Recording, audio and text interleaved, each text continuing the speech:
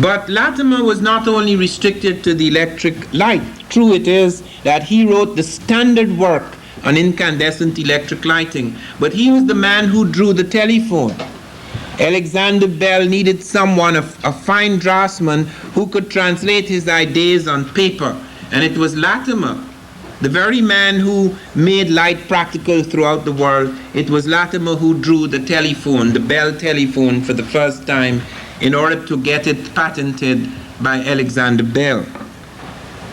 I must make mention of Elijah McCoy. Many of us have heard of the real McCoy without realizing that McCoy was black.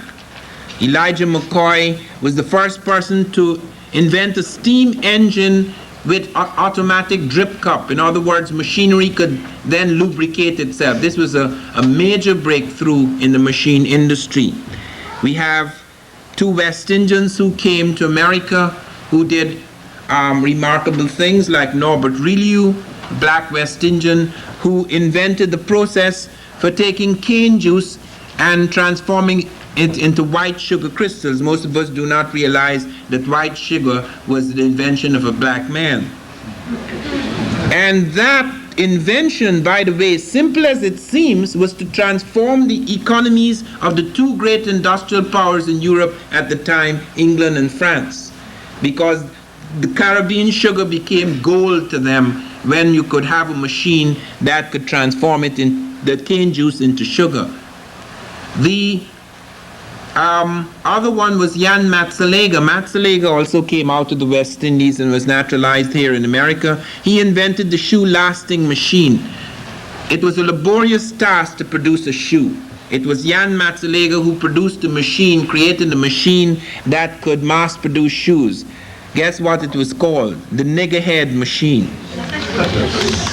We have black American scientists like Granville Woods, who is responsible for many inventions, and one of them that is most memorable is the induction telegraphy in trains, which enabled trains to communicate with each other. Frederick Jones, who made a movable refrigeration unit for the trucks in this country, transformed the food industry, because before Frederick Jones's invention, there was refrigeration in this country, but it wasn't portable refrigeration, hence you couldn't put it in trucks. And before that, they would have these large crude ice blocks, and when the ice block melted, the food went to waste. It was Frederick Jones who transformed the food transport industry in this country.